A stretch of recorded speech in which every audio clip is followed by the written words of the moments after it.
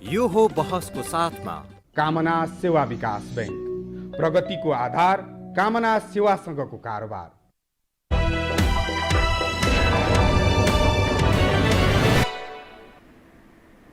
नमस्कार, यो हो बहसमा म यहाँहरूलाई हार्दिक स्वागत गर्दछु। जीवराम भण्डारी आज यहाँहरू सामुन्ने उपस्थित हुनुहुन्छ रत्न संसार श्रेष्ठ। उहाँ वरिष्ठ चार्टर्ड एकाउन्टेन्ट हुनुहुन्छ।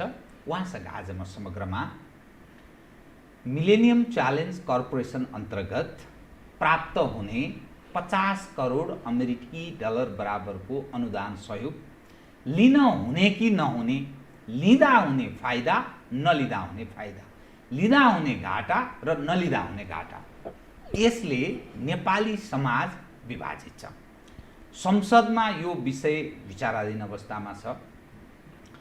नेपाली बुद्धिजीवीहरू यस सवाल उपर पनि कुनै न कुनै ढङ्गले विभाजित छन्।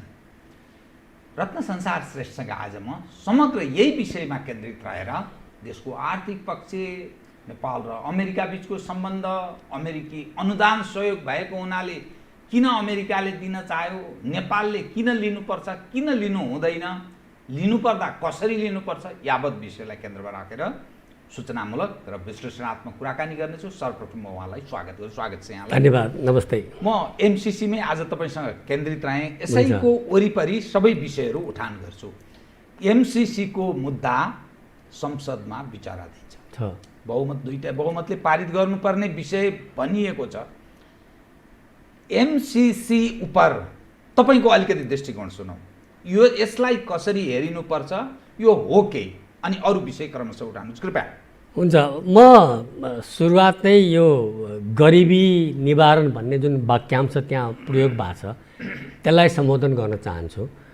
यो सम्झौता अन्तर्गत चाहिँ 40 करोड डलर तपाईँको प्रसारण लाइन, विद्युत प्रसारण लाइनको लागि निर्माणको लागि हुन्छ। त्यसमा अब लट्ठा गाड्ने, तार तान्ने, सबस्टेसन बनाउने इत्यादि छन्। अनि 5 करोड डलर चाहिँ तपाईँको सडक विस्तार सुधार छन्। अनि त्यसपछि अरू जुन चाहिँ यो व्यवस्थापनमा छ। अब यो गरिबी निवारण भन्ने शब्द चाहिँ नेपालले जतिखेर पनि गरिबी निवारणको चाहिँ तपाईँको कुरा गरे हुन्छ। अनि मैले चाहिँ यो अध्ययन गर्दाखेरि यो 50 करोड डलर नेपालले ल्याएर पाएर खर्च गरेर गरिबी कसरी निवारण हुन्छ मैले बुझ्न सकेको छैन, देखिँदैन। किनभने एकछिन अब सजिलोको हिसाबमा सडक चौडा पार्ने, विस्तार गर्ने, सुधार गर्ने, त्यो गर्दाखेरि कुन चाहिँ गरिबको गरिबी निवारण हुन्छ, एउटा कुरा म मान्छु। एउटा दृष्टिकोण हुनसक्छ, त्यहाँ केही कामदारले काम पाउँछन्, भोलि आवत जावतका लागि अलिक सडक विस्तार ठुलो हुँदा अवसर प्राप्त हुन्छ, आवत जावतको विषय बन्न सक्छ, आयात निर्यातको भन्ने एउटा विषय बन्न सक्छ। अब तपाईँकै भनाइलाई एकीकृत केलाउँ, निर्माण कालमा थोरै हुन्छ रोजगारी। अनि नबिर्सिनुहोस् कि नेपालमा अधिकांश तपाईँको चिनिया अथवा भारतीय ठेकेदार छन् र उनीहरूको चाहिँ चलन के छ भने चिनियाले चाइनिज कामदार ल्याउँछन् थोरै, भारतीयले त थुप्रै भारतीय कामदार ल्याउँछन्। तपाईँको अधिकांश भारतीय काम भएको तपाईँको ठेकेदारले काम गरेर हेर्नुहोस्, नेपाली तपाईँको श्रमिक पाउनुहुन्न। त्यसैले त्यो जुन कार्यान्वयनको क्रममा गरिबी निवारण हुने चाहिँ एकदमै न्यूनतम हुन्छ। अब भोलि सडक चौडा भएर अब गाडी छिटो कुदाएर गरिबलाई के हर्छन् बिस्मात। यदि त्यो गरिबले तपाईँको बस चढ्नलाई भाडा तिर्न सक्दैन भने उसलाई त्यो सडकको त लाभान्वित हुने पनि अवस्था छैन। त्यसैले अब अर्को पाटो बिजुलीको कुरा गरौँ। अब त्यसमा अलिकति यसैमा चाहिँ जस्तो आवत जावतमा मानिसलाई अनुकूल हुने भयो, यहाँका सामानहरू अर्को देश अथवा छिमेकी देशमा नि जान सक्ने भए त्यसले कतिपय उत्पादकहरूलाई लाभ हुन सक्छ, अनि उताको नि आउँदा हामीलाई पनि सहज हुन सक्छ भन्ने एउटा दृष्टिकोण बन्न सक्छ। तपाईँको कुरा काट्छु। लाभ तपाईँले उत्पादक भन्नुभयो, श्रमिक भन्नु भएन, गरिब भन्नु भएन। उत्पादक त साउजी हुन्छ, मोटा घाटा हुन्छन्, गरिब हुँदैन। अनि आयात निर्यात गर्दा पनि तपाईँको मोटा घाटै हुन्छ, नाफा उनीहरूले खान्छन्, गरिबले खाँदैन। त्यसैले त्यसमा गरिबी निवारण भन्ने मैले चाहिँ गरिब कसरी निवारण हुन्छ देखाएको छैन। त्यो नाराको रूपमा मात्रै गरिबी निवारण भनिएको रहेछ भन्ने अर्थ लाग्ने भयो। अब मैले कम बुझाए हुनसक्छु, म त्यहाँ स्वीकार गर्न तयार छु। तर मैले त्यो डकुमेन्ट पढ्दाखेरि कहीँ पनि यसरी गरिबी निवारण हुन्छ देखिनँ मैले। है अब बिजुलीमा जाउँ, डिटेलमा त्यो गरिबी निवारण यस कारणले हुनसक्छ भन्न त्यो कतै खोल्दैन, त्यो सम्झौतामा पनि त्यसरी खोल्दैन, अथवा डिपिआर डिटेल प्रोजेक्ट रिपोर्टमा पनि त्यो खोल्दैन भन्न खोज्नुभयो। गरिबी निवारण गर्ने एउटा संयन्त्र हुनुपर्छ, एउटा प्रक्रिया हुनुपर्छ, त्यो यसमा उल्लेखै छैन। नाराको रूपमा प्रयोग भएको छ तर त्यो न संयन्त्र उल्लेख छ न प्रक्रिया उल्लेख छ। गरिबी गरिबी कसरी निवारण हुन्छ? गरिबको जीवनस्तर वृद्धि भयो भने, जीवनस्तर कसरी वृद्धि हुन्छ? उसको क्रय शक्ति वृद्धि भयो भने, क्रय शक्ति कुन शर्तमा वृद्धि हुन्छ भन्दाखेरि उसको आय स्रोत वृद्धि भयो भने, रोजगारी पायो भने। यसमा त रोजगारी त्यही अब निर्माण कालमा केही पाउला, पछि त पाउने छैन। यही कुरा तपाईँको ट्रान्समिसन लाइनमा पनि लागु हुन्छ। ट्रान्समिसन लाइनमा त्यो लट्ठा गाडुन्जेल केही मजदुरले काम पाउला, तार तानुन्जेल केही मजदुरले काम पाउला। तर अब यसको चाहिँ बिजुली यो ट्रान्समिसन लाइनसम्म चाहिँ खतरनाक पाटो के भने, ठिक छ, यो यस सवाल उपर ल ठिकै छ, यसबाट भएन अरे मानिलिनुहोस्। यो 5 करोडको जुन तपाईँले भन्नुभयो अब 40 सडक करोड विस्तारको, अब अर्को 40 करोडमा जानुहोस् त। मानिसको दृष्टिकोणमा नि, फेरि मैले यसैमा अलिकति इन्टरप्ट गरे जस्तो हुन्छ नि, मानिसको दृष्टिकोणमा हाम्रो आम्दानीको स्रोतमध्ये जलस्रोतको तपाईँ बडा धेरै जानकारी झन् राख्नुहुन्छ। हामी कहाँ जुन उत्पादन हुन्छ बिजुली अर्थात् विद्युत, त्यो विद्युत हामीले निर्यात गर्नका लागि बलियो त्यो मार्ग भनेको माथि जसरी हामी बनाउँछौँ त्यसले सहज अनुकूल अवस्था सिर्जना गर्छ। त्यसकारण आय आर्जन भएपछि गरिबी निवारणमा टेवा पुग्छ भन्ने त्यो 40 करोडको सवाल उपरको प्रश्न पार्नु त। त्यहीँ आउँछु म। तपाईँले यो भनिदिएर मलाई सजिलो पार्नुभयो। ठिक छ, बिजुली अहिले हामी चाहिँ 12-13 रुपियाँ औसत प्रति युनिट खरिद गरिरहेछौँ। एकछिनलाई मानौँ निकासी 10 रुपियाँ युनिटमा भयो। त्यो चाहिँ अब त्यहाँ अदर थिङ्स रिमेनिङ सेम भने अरू शर्तहरू बाँकी छ। एकछिनलाई मानौँ 10 रुपियाँ चाहिँ खुद नाफा नेपालले पायो। तर बिर्सन नहुने पाटो के भने 1 युनिट बिजुली खपत गर्यो भने अमेरिकी 85 सेन्ट अर्थतन्त्रमा मूल्य वृद्धि हुन्छ। अब तपाईँ हिसाब गर्नुहोस्, 85 सेन्ट भनेको आजको तपाईँको डलर भावमा 92-93 रुपियाँ हुन्छ। 10 रुपियाँ बिजुली निकासी गर्ने, 92-93 रुपियाँको मूल्य वृद्धि चाहिँ गुमाउने। फेरि यो मूल्य वृद्धिको चाहिँ मेकानिजम के हो त भने कसरी हुन्छ भने बिजुली उपलब्ध भएपछि औद्योगिकरण हुन्छ, त्यहाँ उद्योगबाट रोजगारी प्रदान हुन्छ, रोजगारी प्रदान भएपछि उनीहरूको खल्तीमा पैसा जान्छ, जीवनस्तर बढ्छ, अनि उनीहरूले कर तिर्छन् आदि। त्यो जुन त्यो चेन रियाक्सनले गर्दाखेरि अर्थतन्त्र मूल्य वृद्धि हुने हो। उसले कर आयकर तिर्छ, मूल्य वृद्धि कर सबै थोक तिर्छ। तर अब यो सिनेरियोमा के हुने हो भने 10 रुपियाँ चाहिँ अब भारतले दियो भने लिने भयो, तर 92 रुपियाँ चाहिँ भारतले फाइदा पाउने भयो। अब यो प्रश्न के भने तपाईँले मानिसक्नु यो चाहिँ अन्तर्देशीय हो, उनीहरूले भनिरहेछन्, अन्तर्देशीय प्रसारण भनि नै रहेछन्। यो फेरि तपाईँको अल्टिमेटली के छ भने यो के अरे रातमाटे हुँदै तपाईँको दमोली इत्यादि हुँदै बुटोल हुन्छ, बुटोलबाट गोरखपुर। त्यसैले अब यसको चाहिँ के भने यथार्थमा गरिबी निवारण चाहिँ हुन्छ, तर नेपालमा हुन्न, भारतमा हुन्छ।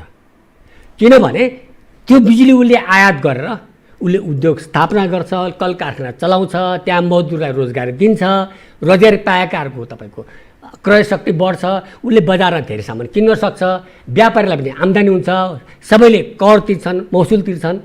त्यसैले जुन अर्थतन्त्र मूल्य वृद्धि हुने कुरा छ नि त्यो भारतमा हुन्छ, नेपालमा हुन्न। तर विडम्बना के भयो त भने नेपालको नाममा तपाईँ 50 करोड अनुदान लिने, त्यो पनि नभनौँ 40 करोड मात्रै भनौँ, 40 करोड अनुदान लिने, अनि मूल्य वृद्धि अर्थतन्त्रमा हुने भारतमा। ए बाबा, भारतमा मूल्य वृद्धि गर्नलाई नेपाल किन अनुदान लिने, किन एहसान लिने, किन उनीहरूको अनुदान ल्याएछ भनाउने? उसले भारत इन्डियाले पनि दियोस् न, नेपालले अरू ल्याओस् न। ठिक छ, नेपालमा साँच्चीकै गरिबी निवारण गर्ने संयन्त्र र प्रक्रिया बनाउनलाई अरू अनुदान ल्याओस् न। तर यो 40 करोड जुन प्रसारण लाइनमा खर्च गरिँदैछ त्यसबाट नेपाल र नेपालको गरिबी निवारण हुन्छ, न नेपालीको गरिबी निवारण हुन्छ। फेरि अर्थतन्त्रमा मूल्य वृद्धि भनेको नेपाल पनि समृद्ध हुनु हो, नेपाली मात्र होइन। नेपाली समृद्ध भयो नेपाल देश समृद्ध हुने हो। त्यसले गर्दाखेरि यो गरिबी निवारण भन्ने चाहिँ यो खालि खोक्रो नारा मात्रै हो, यो ओठे भक्ति भन्छ नि, ओठे भक्ति भयो, यसबाट गरिबी निवारण चाहिँ हुँदैन। म यसैमा अलिकति थप स्पष्ट पारिदिनु प्लिज दर्शकलाई। हजुर, जसरी त्यो प्रसारण लाइनको विस्तार र विकास जो गर्ने भनिएको छ नि, हजुर, त्यो भारतलाई नदिने गरेर हामीले आफै उपयोग गर्न सक्ने स्थिति बन्दैन र, किनभने यो पनि एउटा प्रश्न हो। अनुदान नेपालको नाममा प्राप्त छ, त आवश्यक पर्दा पो हामीले बेच्नका लागि बढी भएको त्यो उत्पादन त्यो पो बेच्ने, त आवश्यक हामीकै सदुपयोग गर्ने अनि बढी भएको बेच्ने, त्यसबाट सिधै आम्दानी हुन्छ भन्ने यसरी बुझ्न सकिँदैन? मैले भन्नु खोजेको कुरा तपाईँले प्रश्न सोधिदिनु भयो, म खुसी छु। कृपया। यो दुर्भाग्यपूर्ण कुरा नै यही हो। यो 400 केबीको प्रसारण लाइन यहाँ काठमाडौँको रूपतेको रातामाटे भन्ने ठाउँदेखि तपाईँको गोरखपुरसम्म पुग्छ, 400 केबीको। अब तपाईँ यत्रो टेलिभिजनमा सब आबद्ध हुनुहुन्छ, तपाईँलाई थाहा होला तपाईँले बिजुली दिने कति भोल्टबाट, 220 भोल्टबाट तपाईँको। अनि परतिर लाइनमा 400 भोल्टको आउँछ, अझ ठुलो हाई टेन्सन 11 केबीको हुन्छ, अनि 33 केबीको हुन्छ, अनि 132 हुन्छ, 220 हुन्छ, 400 हुन्छ।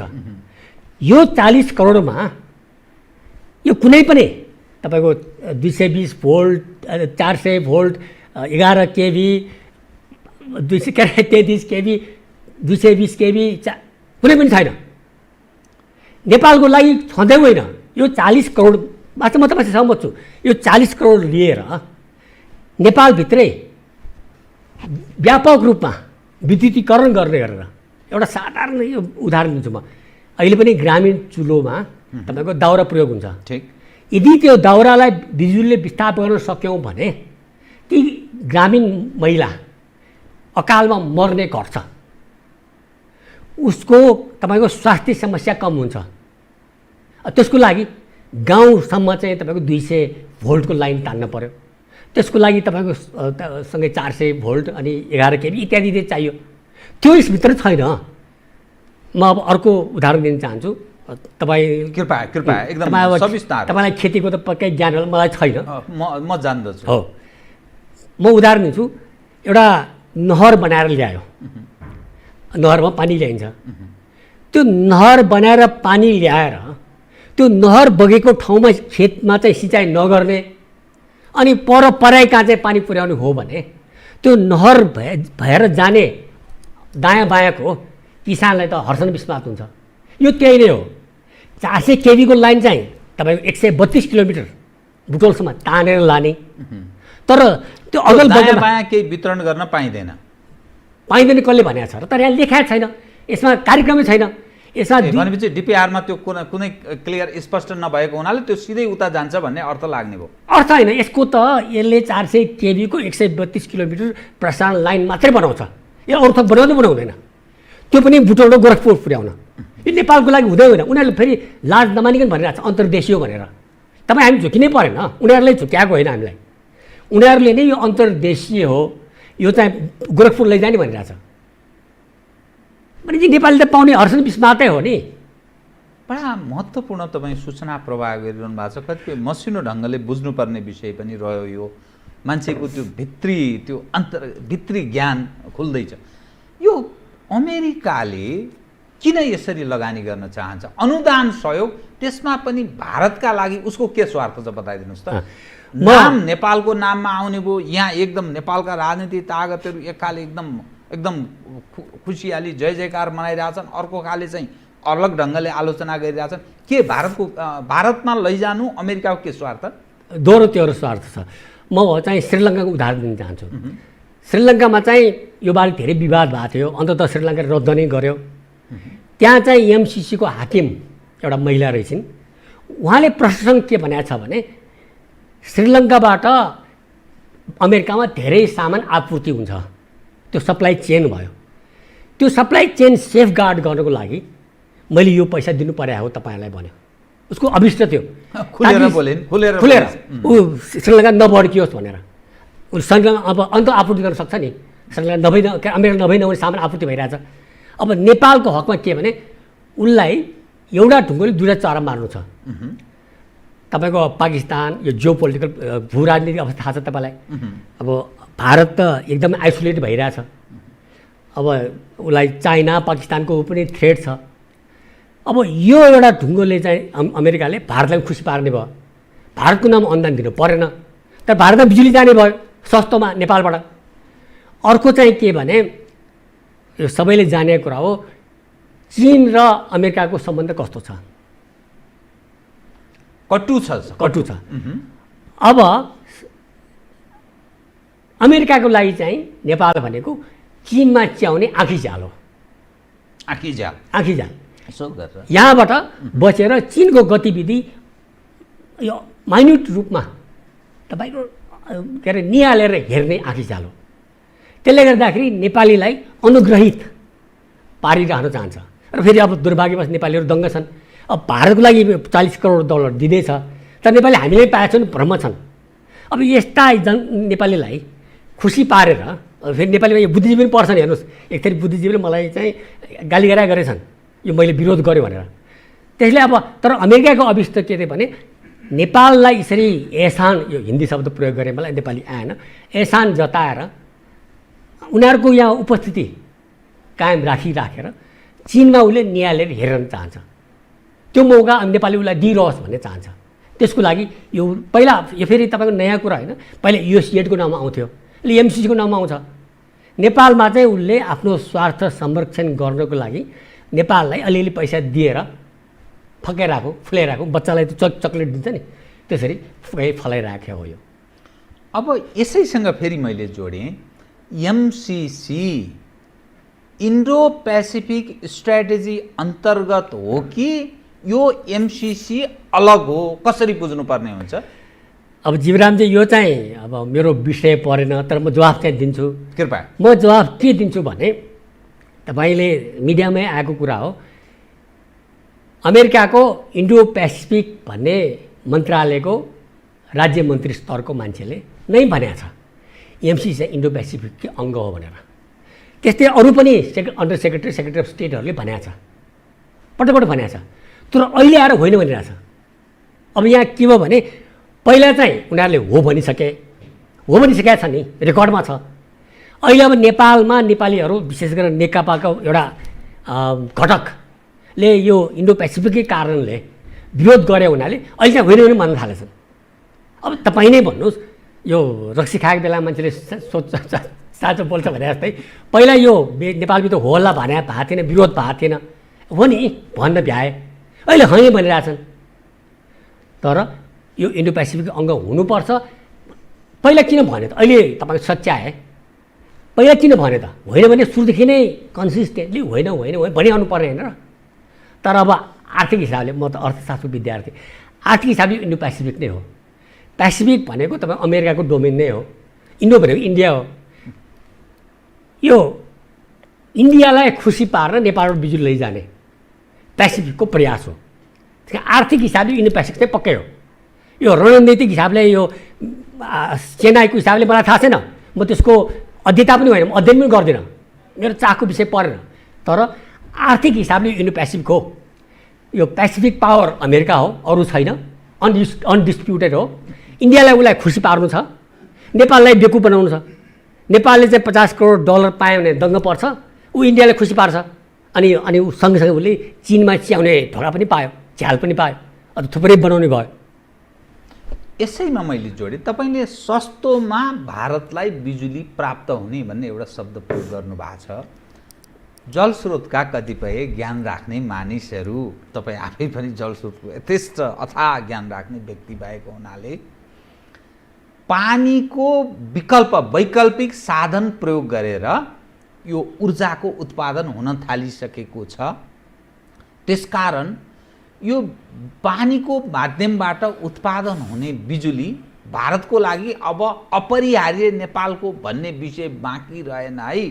त्यसकारण यो हामीले नै अलग ढङ्गले सोच्नुपर्ने अवस्थामा प्रवेश गर्दैछ विश्वको स्थिति हेर्दा भन्ने दृष्टिकोण कतिपय ज्ञान राख्ने मानिसहरू भन्ने गर्छन्। यसलाई कसरी हेर्नुहुन्छ तपाईँले? सस्तो भन्नुभयो अनि यो विकल्पको कुरा। ठिक छ जीवराजी, मलाई ज्ञान चाहिँ छैन, म दाबी गर्दिनँ, तर मलाई थाहा भएको कुरा भन्छु म तपाईँलाई।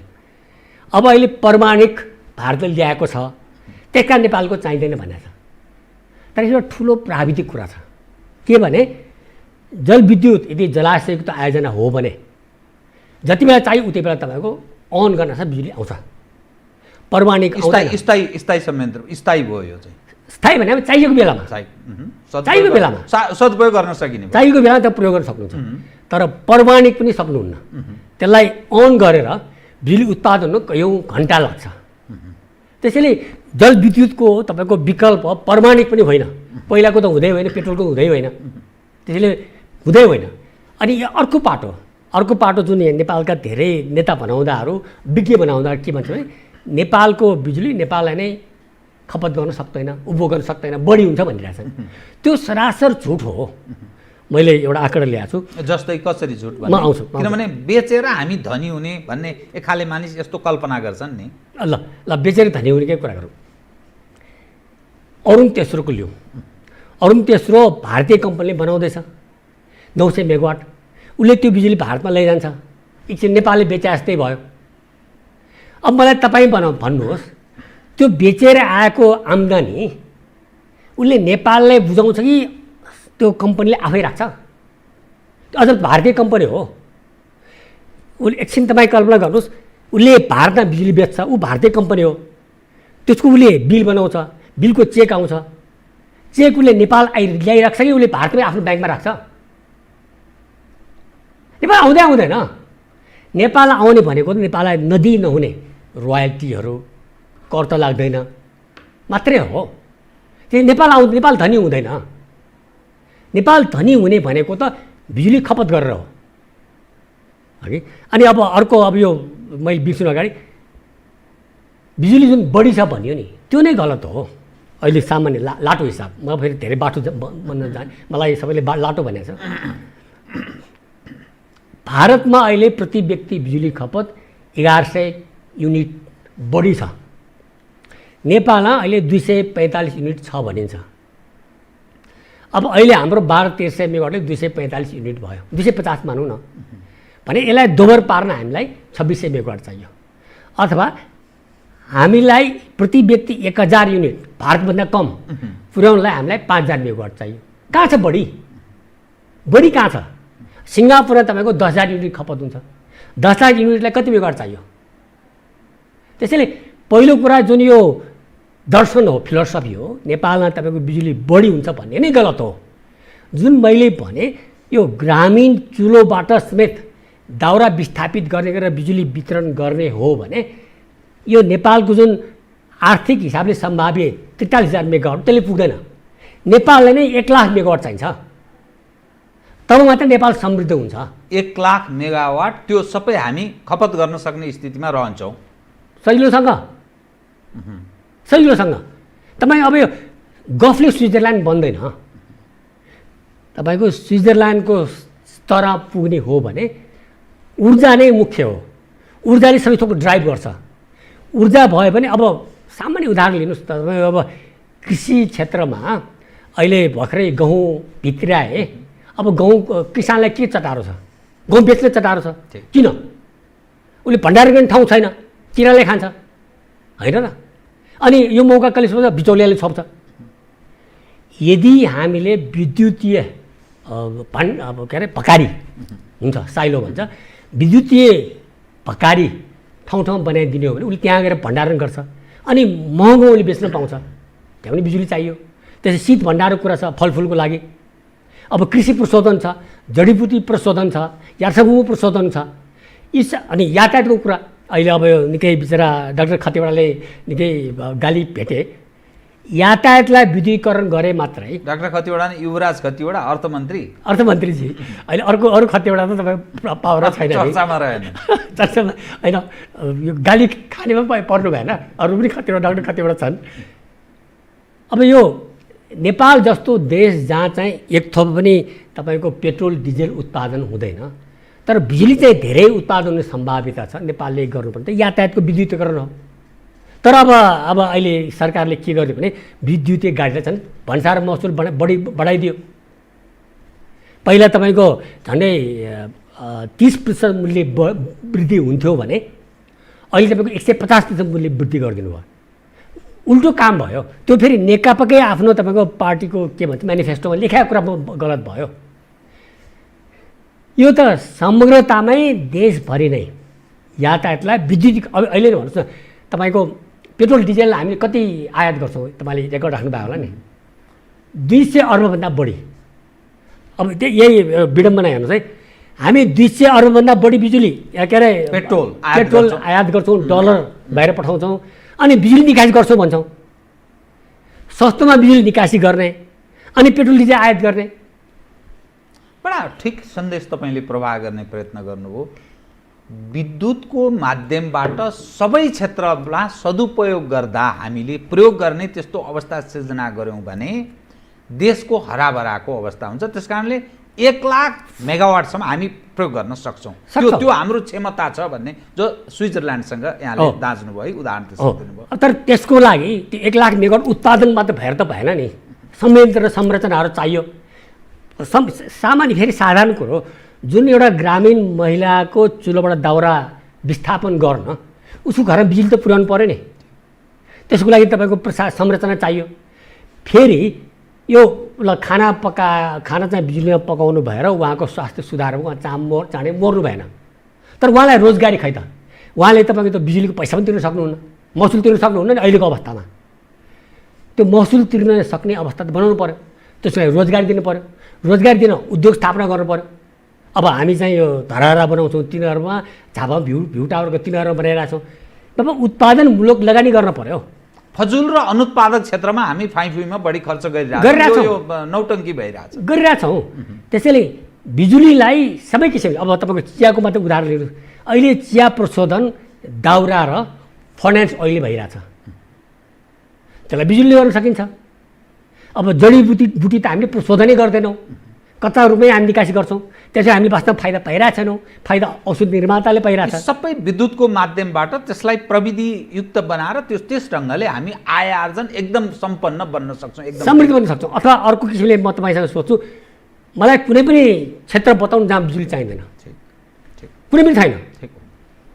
अब यसैसँग नि त यसरी तपाईँ जसरी प्रस्तुत हुनुभयो, यो हेर्दाखेरि हाम्रो प्राकृतिक स्रोत र साधनहरू त यो साराका सारा जुन ढङ्गले सम्झौता भएको छ, तपाईँले यही एमसिसीसँग सम्बन्धित विषय कुरा गर्नुभयो, सङ्घीय सभाको विद्युत उत्पादनको विषयलाई पनि तपाईँले जोड्नुभयो।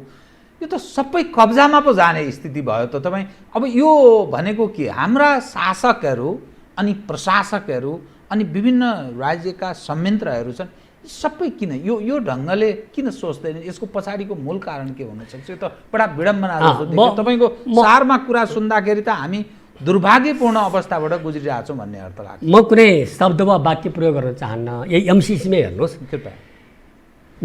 नेपाल विद्युत प्राधिकरणले पनि प्रसारण लाइन बनाएको छ, 400 केबीको पनि बनाएको छ। उसलाई किलोमिटरको तपाईँको 4-5 करोड लाग्छ। यो एमसिसीको मैले हिसाब गरेको 1 किलोमिटर 20 करोड लाग्ने रहेछ। 1 किलोमिटरको 20 करोड, जबकि प्राधिकरणले विद्युत प्राधिकरणले 4 करोडमा 4-5 करोडमा निर्माण गरिरहेछ। अब हाम्रा नेताहरूलाई तपाईँ बुद्धिमान भन्नुहुन्छ कि मूर्ख भन्नुहुन्छ मलाई थाहा छैन। यो तर विद्वान मान्छेले यस्तो काम त गर्दैन नि। देखादेखि अब त्यो भारत जाने छ भने यसलाई गोली मारौँ, देखादेखि नै तपाईँ हुन त अहिले अब सेना पनि विवाद आइसक्यो, मास कति महँगो तिरो भनेर, दुर्भाग्य यही नै छ। तर देखादेखि यो तपाईँको सम्झौता सही गर्दाखेरि सही गर्नेहरूले यति पनि तुलना गरेनन्। आफ्नै तपाईँको संस्था नेपाल सरकारको शतपृष्ठ स्वामी तपाईँको संस्थाले 4-5 करोडको 1 किलोमिटर 400 केबीको लाइन बनाउँछ भने यो एमसिसीको वालाले तपाईँको 20 करोड किन चाहिने? यहाँ मैले डाटा ल्याएको छु, कृपया बताइदिनुहोस् त। के रहेछ भने 22 करोड डलर चाहिँ 132 केबी तार तान्न लाग्ने रहेछ, लट्ठा गाडेर तार तान्न। त्यो भनेको तपाईँको आजको डलरको दरमा 27 अर्ब हुने रहेछ। अनि 132ले भाग गर्दा 20 करोड आउने रहेछ पर किलोमिटर। यो त त्यही नै सही गर्नु अगाडि एकछिन बसेर क्यालकुलेटर लिएर हिसाब गर्न सकिन्थ्यो नि। यति सामान्य कुरा पनि हिसाब गरिरहेको छैन। अब 50 करोड आउने भयो, आउने लो सही गर। यसले गर्दा के हुन्छ? अब भोलि तपाईँको अब प्राधिकरणले पनि 20 करोड खर्च गर्छु भन्दैन, देश त टाट उल्टिने अवस्थामा पुग्दैन। त यो यसैमा नि एउटा एक खाले धारणा मानिसले बनाउन सक्छ नि, यो त कुनै ऋण तिर्नुपर्ने विषय होइन, यो मैले एज एउटा धारणाको विषय मात्रै। अनुदान हो, के फरक पर्छ हामीलाई? भन्ने दृष्टिकोण बनाउन सक्छ नि मान्छे। सक्छन्, तर एउटा नेपाली उखान छ, जात फाल्नु गहतको झोलमा। त्यो गर्नुहुन्न। म त्यसको कारण बताउँछु, कृपया भन्नु त कि यो एमसिसीको चाहिँ फेरि यो कस्तो फटाइ गरेको छ भने एमसिसीको जुन त्यो एउटा कम्प्याक्ट छ, अर्को प्रोजेक्ट इम्प्लिमेन्टेसन एग्रिमेन्ट रहेछ, त्यो दुवैमा कहीँ लेखा छैन कि संसदले अनुमोदन गर्नुपर्छ भनेर। तर उनीहरूले संसद अनुमोदन गर्नुपर्छ भनिरहेछन्। ए बाबा, यसको पछाडिको के कारण हुनसक्छ? संसदले अनुमोदन गर्नुपर्ने विषय, योभन्दा ठुलो सङ्ख्यामा पैसा दिएका कतिपय छन्, त्यसलाई संसदबाट अनुमोदनको विषय विगतमा कहीँ सुनिएको थिएन। यसको पछाडिको के कारण? कारण के हो भने यो सम्झौतामा जे छ त्यो कुरा नेपाल कानुनसँग बाजिएमा पनि यो सम्झौता लागू हुन्छ। भनेपछि नेपाल एउटा सार्वभौम देश हो, नेपालको आफ्नै ऐन कानुन छ भन्ने कुरा त गौण हुने भयो। एउटा सार्वभौम सत्ता सम्पन्न देशमा तपाईँको एउटा दाता नै हो नि एमसिसी भने, दाताको तपाईँको सम्झौता लागू हुने, नेपाल कानुन चाहिँ लागू नहुने भन्ने कुरा हुनसक्छ। अब त्यो गरौँलाई संसदीय अनुमोदन चाहिएको, त्यो गलत हो नि। त्यसले गर्दाखेरि तपाईँको नेपालको कानुन यो सबै फाले भयो। संविधान पनि संसदले बनाउँछ। यो त अब हेरिरहन्छ, संविधान पनि भन्दा माथि हुने भयो, अरू ऐन कानुन कहाँ हुने भयो। फेरि यो संसदीय अनुमोदनको अर्को एउटा बाटो पनि छ। के बताउनुहोस् त? यो नेपालको संविधानको धारा 279मा यो कस्तो सम्झौता चाहिँ अनुमोदन गर्नुपर्छ संसदले भन्दाखेरि शान्ति र मैत्री, सुरक्षा एवं सामरिक सम्बन्ध, नेपाल राज्यको सिमाना र प्राकृतिक स्रोत तथा त्यसको उपयोगको बाँडफाँट। यो भने के हो भने, म भारतको उदाहरण दिन्छु। भारतले कतिपय सम्झौता सन्धि गर्छ, संसदको अनुमोदन चाहिँदैन भने मतलब त्यहाँको संसदले मन्त्रीमण्डललाई अख्तियार दिएको छ सन्धिहरू गर्न, संसद लगिरहनु पर्दैन।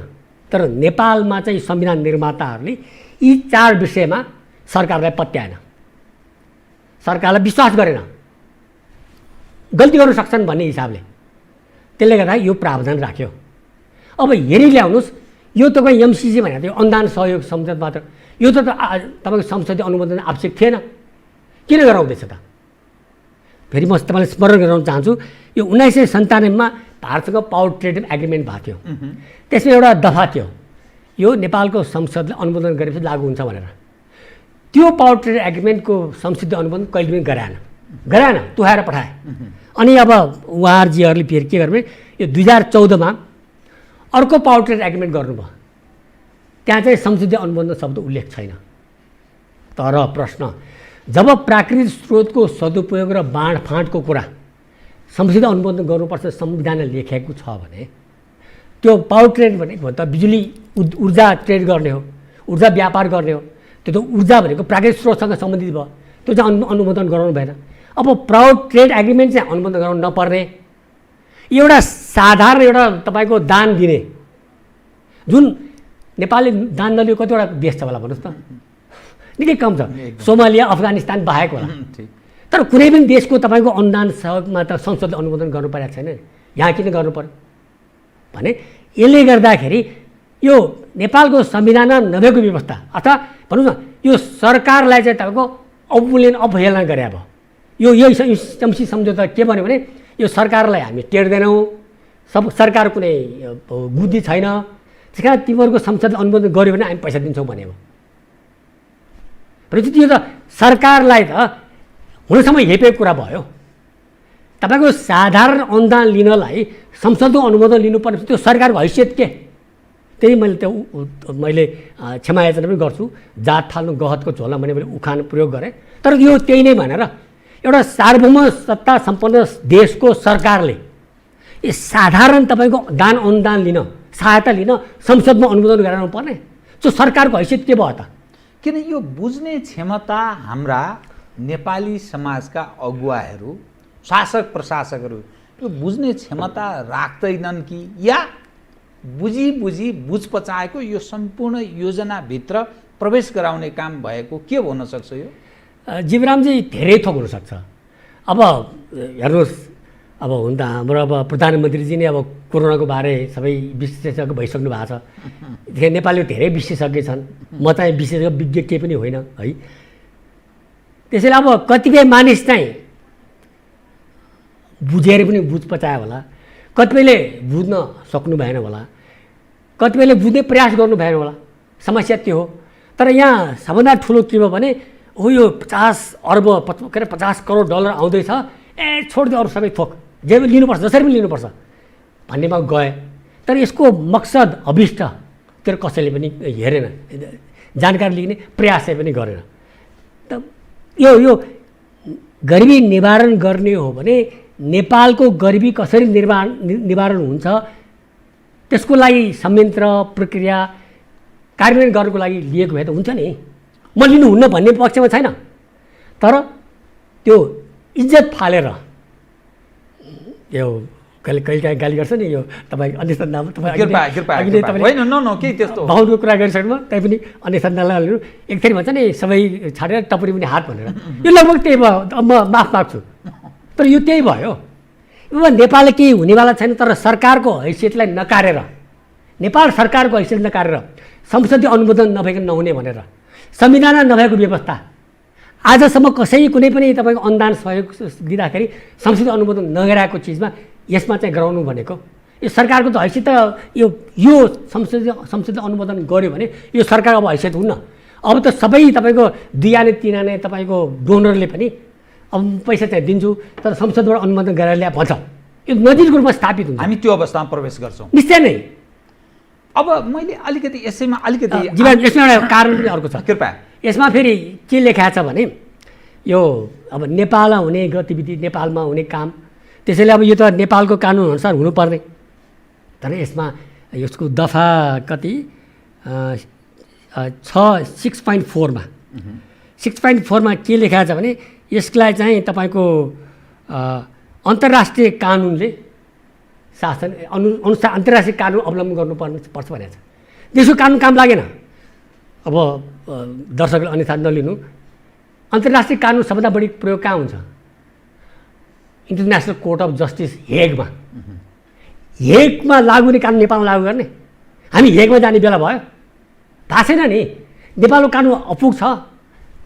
यति फेरि म दोहोऱ्याउँछु, यहीसम्म तपाईँको हजारौँ खर्ब हामीले अनुदान त लिइसक्यौँ, नेपाल कानुनले भइरहेछ भने यो अहिले 50 करोड डलर दिनलाई अन्तर्राष्ट्रिय कानुन लागु गर्ने? हेगले जे गर्यो हामी त्यो गर्ने? हुन त अब हेगको कुरा गर्ने मान्छे नेपालमा तर्सिन्छन्, म उहाँले तर्सिन पर्दैन किनभने म त्यसमा लागेको छैन। हेगका कुरा गर्दाखेरि तर्सिनेहरू पनि धेरै छन् है। त्यसैले यो यसरी तपाईँको सरकारको यो मसँग एउटा शब्द मैले संस्कृत खोजेँ पाइनँ, यो उर्दू शब्द मैले भेटाएको छु, वजुद।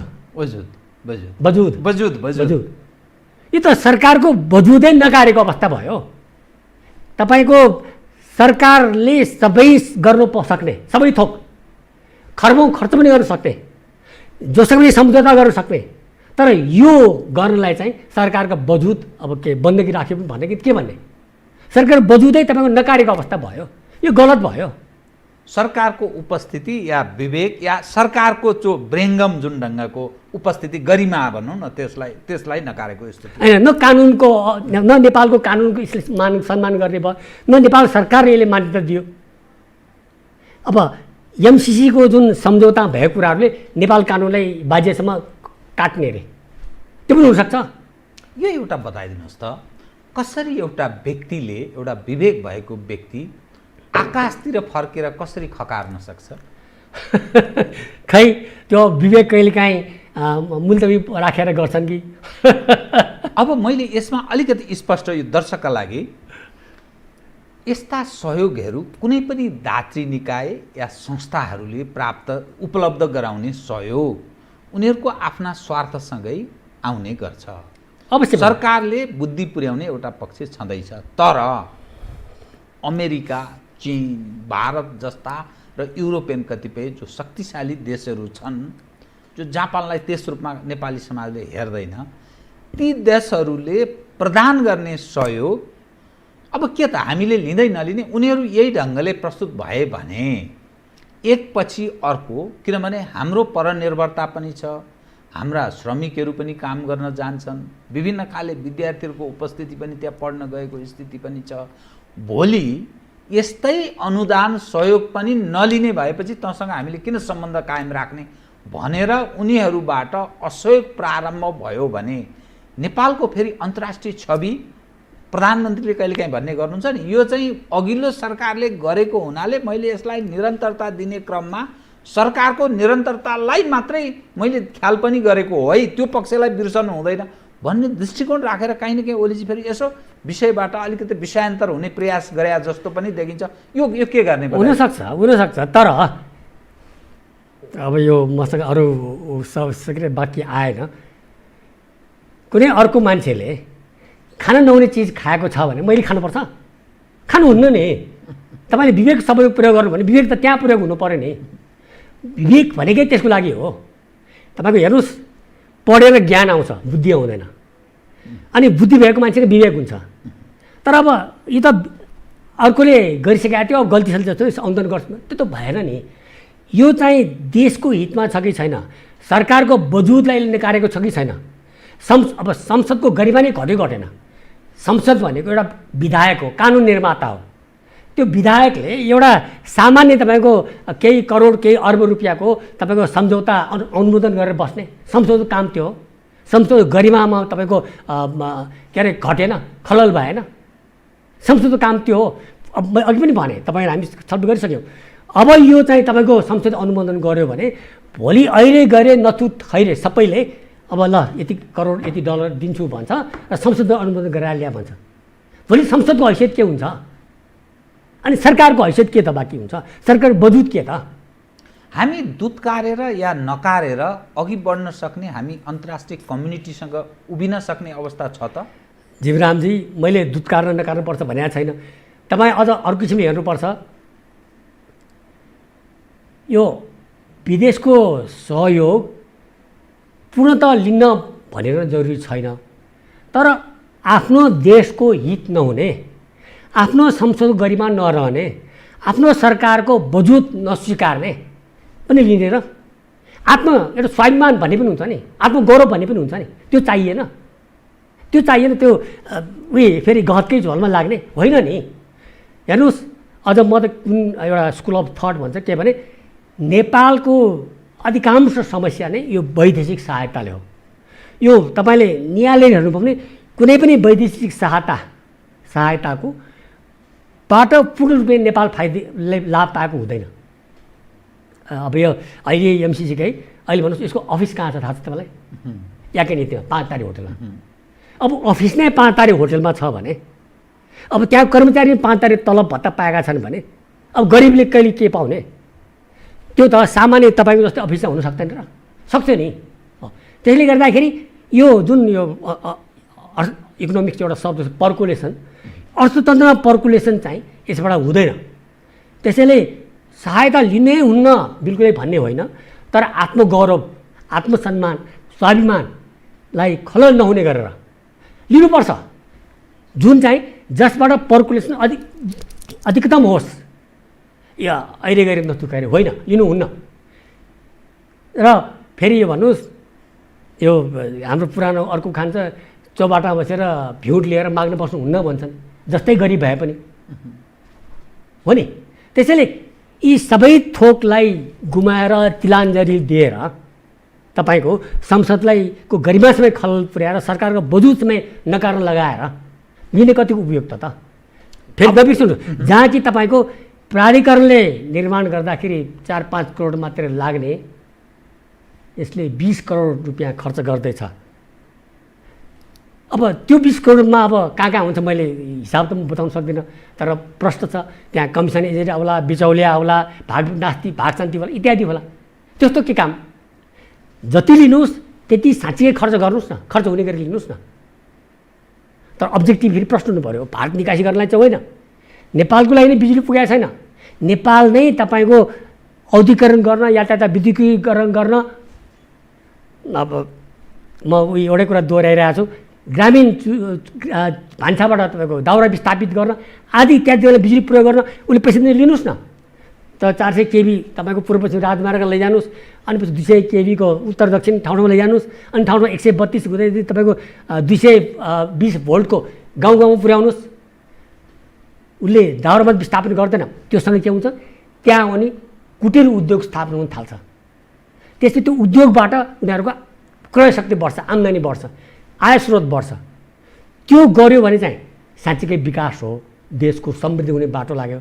यो त कुविकास हो। हेर्नुहोस्, यसका बावजुद पनि एमसिसी मानिलिनुहोस्, प्रधानमन्त्री बारम्बार सार्वजनिक रूपमै भनिरहनु भएको छ, म यही सदनबाट पास गराउँछु, तर अहिले पछिल्लो समयमा फेरि बोल्न अलि छोड्नु भएको छ। यसका यावत बावजुद पनि उहाँले सदनबाट अनुमोदन गराउनु भयो भने, पास भयो भने, किनभने प्रमुख प्रतिपक्ष पनि हुटुटी छ, यो पास गरिहाल, चाँडो ल्याइहाल, पास गरिहाल। नेपाल कम्युनिस्ट पार्टी नेकपा विभाजित छ, मधेस केन्द्रित दलहरू अलि मौनता जस्तो, अलि कता कता खै हेरौँ के हो भन्ने जस्तो अवस्थामा छन्। यो पास भयो भने के हुन्छ? अब होइन, पास हुनु भनेको नेपाल सरकारको वजुद छैन भने स्वीकार्नु हो। नेपालको संसदको अब गरिमा खत्तम भयो भने सम्झिनु हो। पास त हुन्छ नि, गर्छन् नि। अब हेर्नुहोस्, तपाईँले प्रतिपक्षको कुरा, प्रतिपक्ष त आफ्नो इज्जत बचाउनलाई पनि लागेको छ। उसले सही गरे हो। शेरबहादुरजीको सरकारले सरकार पालो ज्ञानेन्द्रबहादुर कार्कीले सही गरे हो। उसलाई यो डिटेल सायद शेरबहादुरले याद पनि गर्नुभएको छैन होला। उहाँहरूलाई त इज्जत बचाउनु पर्यो। आफूले आफ्नो सरकार पाल्न सही भएको, त्यही पनि चाँडो गर्नुपर्छ। अब यो जुन मधेसी दल भनेर उहाँहरू पनि लाग्नुहुन्छ। अब यो अहिलेको यो देशको सरकारको वजुद बचाउने, संसदको गरिमा बचाउने जिम्मा चाहिँ यो नेकपाकै एउटा घटक हुनुहुन्छ, जसले चाहिँ यसको महत्त्वहरू बुझ्नु भएको छ, बुझेको छ, बुझ्नु भएको छ। उहाँहरूले तपाईँको यो हिन्दी उर्दूमा रीढ के हड्डी देखाउनु भयो भने चाहिँ पार लाग्छ। अब यो फेरि एक थरीले चाहिँ अमेरिका रिसाउँछ। अमेरिका किन रिसाउँछ? अमेरिकालाई त नेपालले चिटाउनै छैन। उसलाई त नेपालबाट आँखी जाल बनाएर चिनमा चियाउनु छ। ऊ चिर्नेवाला, ऊ खुसी, ऊ रिसाउनेवाला छैन। उसलाई नेपाललाई चिराउनु छैन। उसले त अब यो उसले बुझेर नबुझेर यो गर्यो। फेरि भन्नुहोस्, अमेरिकाको यो डोनाल्ड ट्रम्पले बनाएको होइन, उसको कर्मचारीले बनाएको, उसको कन्सल्ट्यान्टले बनाएको। अब कन्सल्ट्यान्टहरू कतिजना आफै फाइदा लिनेले बनाएको, उसलाई मतलब छैन। तर आजको मितिमा डोनाल्ड ट्रम्प अथवा उसको कोही पनि मानिस नेपाल चाहिँ अमेरिकासँग बेखुसी भएर चिनपट्टि लाग्यो उनीहरू चाहँदैनन्। त्यसैले नेपालले यो अस्वीकृत गर्यो भने उसले होइन, असन्तुष्ट हुँदैन, रिसाउँदैन। असन्तुष्ट रिसाउने कुनै पनि काम हुँदैन। उसलाई नेपालसँग सुसम्बन्ध चाहिएको छ। उसले भन्छ अब केही महिनापछि ठिकै छ त, म कसरी सहयोग गर्न सक्छु भनेर आउँछ। त म ठोक्क गरेर भन्छु। किनभने यो फेरि अर्को नबिर्सिनुहोस्, यो नेपाललाई $50 करोड दिएर उसले आफ्नो नागरिकलाई रोजगारी दिइरहेको हुन्छ। यो $50 करोड उसको आफ्नो नागरिकको रोजगारी छ। उसले कतिजना यहाँ मान्छे काममा पठाउँछन्, अनि उसको ठेकेदार कतिले यहाँ काम पाउँछन्, कन्सल्ट्यान्टले काम पाउँछन्। यो सबै नेपाललाई बस्ने होइन, नेपालले पाउने होइन। यो 20 करोड किलोमिटरको 20 करोड किन पऱ्यो भन्दाखेरि उसको कन्सल्ट्यान्ट, उसको कर्मचारी, उसको एडभाइजर, उसको लयर। अब यो लयरले कति लिन्छ थाहा छ? 1996 नै एउटा लयरले घन्टाको $360 लिन्थ्यो। घन्टाको 1996, आजभन्दा 25 वर्ष अगाडि। अहिले कति लिन्छ भने तपाईँ कल्पना गर्नुहोस्। त्यस्ता लयर हुन्छन्। त्यसै महँगो भएको छैन, त्यसै लिएर यो महँगो पारिएको हो। अनि अमेरिकालाई त यो कुनै पनि हेर्नुहोस्, कुनै पनि देशले अनुदान सहायता दिँदाखेरि उसले आफ्नो देशको ठेकेदारलाई काम दिने, आफ्नो नागरिकलाई रोजगारी दिने, आफ्नो कन्सल्टेन्टलाई परामर्शको काम दिने अवश्य राखेकै हुन्छ। त्यसले गर्दा अमेरिका रिसाउने, चिडिने सम्भावनै छैन। उसलाई नेपालमा एउटा ठुलो ढोका झ्याल भेटिरहेछ, चिनमा च्याउन उसलाई चाहिएको छ, उसले छोड्दैन। त यहाँ त अब अपराध त प्रारम्भ भइसक्यो भन्ने अर्थ लाग्यो नि त। एकेनेती होटेलमा एमसिसी कम्प्याक्ट नेपाल भनेर जो बसेको छ, त्यो धेरै अगाडि वर्षदेखि बसिरहेको छ। 1 अर्ब खर्च गरिसक्यो। त्यो उनीहरूको खर्च अस्वाभाविक खर्च अझ त्योभन्दा बढी भइसक्यो भनेर भन्दैछन् मानिस। नेपालले पनि त्यसमा प्रदान गर्ने जुन पैसा छ त्यो चाहिँ नेपालको मात्रै खर्च भइरहेछ। उनीहरू पैसा पनि नेपाल सरकारको मात्रै खाइरहेका छन्। अमेरिकाले कुनै 1 पैसा अहिलेसम्म दिएको छैन। त्यसको कारण छ। त्यसको कारण के भने यहाँ मेकानिजम के राखेको छ भने अधिकांशले त्यही गर्छ। यो तपाईँको खल्ती कहिले खर्च गर्दै गर्नुहोस्, अनि म पछि सोधबार गरौँला भन्छ। यो पनि सोधबारमा परेको छ। अब सोचमा के भने नेपाल सरकार नेपाली जनताको पैसा त खाइसके ती खाका खाइछन् दिनौ खाका खाइछन् 5 तारे होटलमा उनीहरू बसिरहेछन् वर्षौंदेखि। त्यही भएर एमसीसीको अफिस तुरन्त बन्द गर्नुपर्छ। संसदले निर्क्युल गरोस्, संसदले विचार गरोस्, यो संसद गरिमा राख्नु छ कि छैन, नेपाल सरकार बजुत नकार्नु छ कि छैन निर्णय गरोस्। त्यसपछि अब के लाग्यो चलाओस्, केही छैन। तर कमसेकम यो तपाईँको औपचारिक रूपमा यसको कार्यान्वयन सुरु नभएसम्म त्यो अफिस त्यहाँ राख्नु नै गलत हो। त्यो हेर्नुहोस्, त्यो बदमासीको पराकाष्ठा भने बाबा सम्झौता कार्यान्वयनको फेजै अवस्थै आएको छैन। अब कर्मचारी डङ्ग 5 तारे अफिसमा बसेर 5 तारे तलब भत्ता खाइरहेछन्। त्यो पनि नेपाल सरकारको पैसा भने तपाईँ गरिब गुरुवाको पैसा। 5 तारे होटलमा कार्यालय राखेको छ, त्यहाँ सयौँ कर्मचारी कार्यरत छन्, 70 जति नेपाली नै अनि अरू कतिपय अमेरिकन कर्मचारीहरू कार्यरत छन्। उनीहरू लाखौँ लाख तलब खान्छन्। अब यो फेरि यो दण्डित हुने विषय, यहाँ त अपराध भइसक्यो, प्रारम्भ भइसक्यो। किनभने नेपाली पुँजीमाथि त्यो त एकदम बेफाकमा खर्च तपाईँले लाखौँ लाख भन्नुभयो, अमेरिकनले लाखौँ लाख डलर खान्छ, रुपियाँ होइन। ठिक, अमेरिकन कन्स्टिट्युन्ट खान्छ, लाखौँ लाख डलर खान्छन्। नेपाली लाख होइन, घटीमा वर्षको 15-20 लाख खान्छन्, लाख होइन। हेर्नुहोस्, त्यसले गर्दाखेरि यो अपराध चाहिँ यो दृष्टि नै पुगेन सरकारको। यसो गर्नै दिनु हुन्न थियो। जबसम्म यो अन्तिम हुँदैन, यसको निर्णय हुँदैन, तब तिम्रो अफिस खोल्न पाउँदैनौ भन्नु पर्थ्यो सरकारले। त्यो भन्न सकेन, चुक्यो। तर अब के भने अब यो सायद मलाई याद छैन कहिले सुरु भयो, यो शेरबहादुर सरकारकै पालामा सुरु भयो होला त्यो कार्यालय। अब होइन, त्यो तपाईँको कार्यालय सुरु हुँदाखेरि 5 तारे होटलमा पार्टी दिएको थियो। तपाईँ जानकारी सूचना चाहिँ राख्नु भएको रहेछ। मलाई पनि निम्ति आएको थियो नि त, तर म गइनँ नि। मलाई सुरुदेखि नै यो कुरा मन परेको थियो, मलाई निम्ति आएको थियो बाँकी त म गइनँ। किनभने यो बाबा गरिबी निवारणको नाउँमा पैसा ल्याउने अनि रक्सी त्यो नि तपाईँको विदेशी व्हिस्कीमा पैसा खर्च गर्ने एउटा विडम्बना, लाज मर्दो कुरा होइन र। अब म कार्यक्रमको ठिक अन्त्यमा आएँ। कतिपय मानिसहरू जुन विषय एमसीसीको बारेमा तपाईँले कुरा उठान गर्नु, मैसँग धेरै खाले मानिस यहाँ विज्ञ त विज्ञ अनेक खालका विशेषज्ञ आउँछन्, ऊ आफ्नो आफ्नो पर्सेप्सन प्रस्तुत गरेर जान्छन्। यो जो कुराहरू एमसीसी लिनु हुँदैन भन्ने दृष्टिकोण राख्ने मानिसहरू उप कि चाहिँ यो अलिकति लेफ्ट टिल्ट छ या अलिकति पेट्रियोटिक फिलिङबाट गाइडेड छ भन्ने दृष्टिकोण राख्ने एकाले छन्। कोही चाहिँ अलि उत्तरी ध्रुवबाट निर्देशित मानिसहरू यो अमेरिका विरोधी यो वेब सिर्जना गर्ने प्रयत्न हो भन्ने दृष्टिकोण पनि राख्दा रहेछन्। अब उहाँहरूलाई म मूर्ख भनेर मूर्ख शब्दको अपमान गर्न चाहन्न। हेर्नुहोस्, मूर्ख शब्दको पनि अपमान गर्न चाहन्न। म त अमेरिकाबाट पढेर आएको मान्छे हुँ। मलाई अमेरिकासँग कुनै वैरभाव छैन। यो तपाईँले उत्तर मलाई ध्रुव पनि थाहा छैन।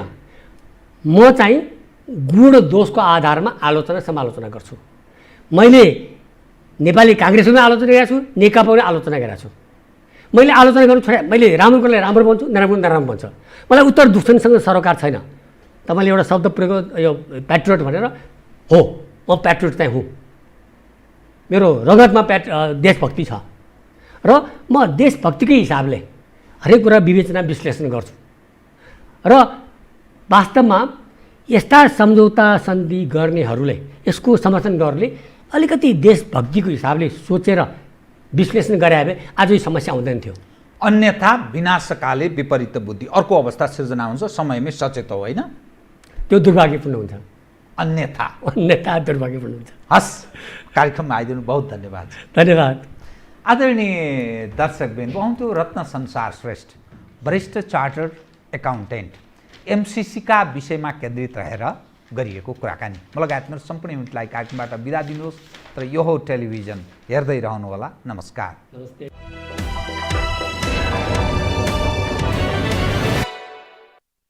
यो हो बहसको साथमा कामना सेवा विकास बैंक, प्रगतिको आधार कामना सेवासँगको कारोबार।